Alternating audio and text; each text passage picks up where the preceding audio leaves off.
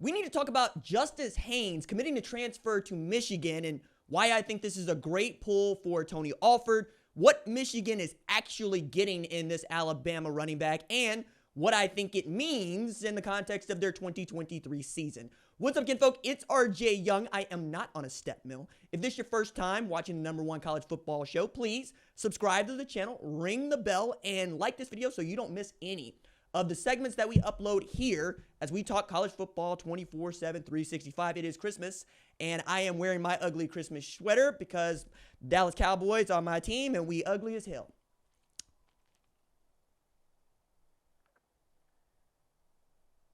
I don't know why I don't just put this trash team down, but maybe it's because I get to wear this sweater and be angsty while I watch the Kansas City Chiefs and the Pittsburgh Steelers play for real football that matters in December. That's what Michigan's going to watch Ohio State do this December as well. Look, unnecessary shot at Michigan, I understand. But Justice Haynes, I think, is a really great tailback. And I think you should be very, very happy to get him. I thought that of the two, I like Justice Haynes a little bit more than I like Jam Miller coming out of high school, but Jam Miller becomes your RB1 at Bama, and Justice Haynes is an RB1 kind of player. He spelled Roydell Williams and Jace McClellan last year, a couple years back when he was playing basically for Nick Saban. Stayed on. I thought that was a really great gesture by him to give this the go that I thought it deserved. But you could very much see that, A, he's a great tailback and that you got a need at tailback if you're Michigan. Particularly because I think Donovan Edwards has wildly underwhelmed all of us. That's not a shot at Michigan fans. It's not a shot at anybody in particular, save I just want to know what happened with Donovan Edwards. We're talking about a guy who in 2022 rushed for 991 yards on just 140 attempts. That's like 7.7 yards per carry. Just a monster. And we've been basically banking on that guy to show up in 2023 and 2024. It's why he was gracing the cover of EA Sports College Football 25 alongside the Heisman winner, Travis Hunter, and Quinn Ewers, whose team is playing deep into the college football playoff.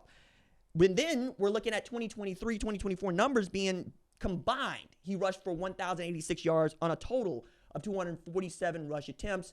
And, I mean, we got to see Kalel Mullins basically take that RB1 job from him early in the season, and he never gave it back. Meanwhile, Justice Haynes had 448 rush yards on just 79 carries this year. I think he had something like 4 straight games of rushing for a touchdown.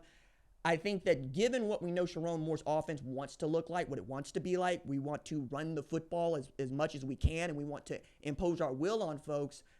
Knowing what Chip Lindsey can provide, if Bryce Underwood indeed wins that job, and I think he will, but you're bringing in Mikey Keene to try to ensure, what that ceiling might be. You can look at Chip Lindsey and what he did with Javonte Williams and really get excited about what that guy might be able to do with Justice Haynes. Same thing with Michael Carter. He had a tandem set of backs down there that I thought was second to none. That was Phil Longo. Chip Lindsey had Drake May that year. My bad. But I think the point remains, right? He had Omarion Hampton. Omarion Hampton, I think, is the best tailback that nobody talked about for the last 2 years. Like, I'm going to throw myself under the bus on that one, too, because we were enchanted by what Ollie Gordon was doing last year. We've been enchanted by what Ashton Janty has done this year. But, my God, Omarion Hampton is a monster. And I think Justice Haynes has that ability. I think that he can be a 1,400, 1,500-yard tailback for you in 2025. He's just that good. I also know that, you got some parts coming in that you feel pretty good about, especially knowing what the depth chart's probably going to look like in 2025 already. I mean, Jordan Marshall, Ben Hall, I get it. I understand. Donovan Johnson, I get it. Jasper Parker, okay. But I think Justice Haynes didn't come there to grow anybody up. I think he came there to be the bell cow back. In the way that I think it was a great pickup for Ohio State to pick up C.J. Donaldson, I think it's a great pickup for Justice Haynes at Michigan. I also love that Sharon Moore is being proactive in the transfer portal. Like, I was really not impressed by what they did last year, notably not going to get a quarterback and how much that really hurt them. You also need to know that you have at least one guy that you can depend on, and they ended up finding that guy, Kalel Mullins. But again, I'm just flustered by the Donovan Edwards experience because he didn't even do much in 2023 until you got to the Ohio State game and then the Big Ten championship game and then the national championship game. When you don't have those opportunities, you got to produce before then, right? You got to show us that you can be that breakaway back. I think we're hard on running backs because it feels like the offensive line does a lot of the work for a great tailback, and it's true. But once you get to the second level, that's you. Like, that's why you have the football, is so that you can make guys miss or you run through guys and you get to break that thing open. You don't get tackled by the first man. You absolutely keep running. I just didn't see that from Donovan Edwards. At one point, I was thinking maybe put Donovan Edwards at quarterback because it felt like between him and Alex Orji, you had the same guy.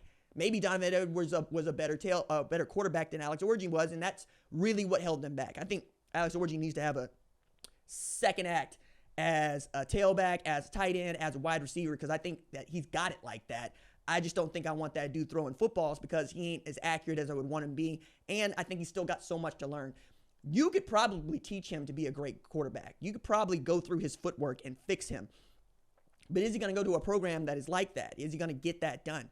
Meanwhile, Justin Haynes is ready to just put in play for what Sharon Moore wants to do, which is I'm going to load this offensive line up with guys that are going to get you an opportunity to get to linebackers and safeties, and then you're going to do what you did at Alabama. Run through people, run by people, make sure that they feel you everywhere you go, and we will feed you and feed you and feed you. And then deep into the third, fourth quarter, you could do what you always want to do if you're Michigan. Sit on people's chest. Be that 800-pound gorilla saying, you will not move, you will not breathe. We're going to make this as difficult for you as we possibly can. And as far as what else they need to add, I think they're doing a great job, man. I really do. I think the addition of Mikey Keene is one thing, but getting Indiana wide receiver Donovan McCulley is another. I really like Cal Poly offensive lineman Brady Norton.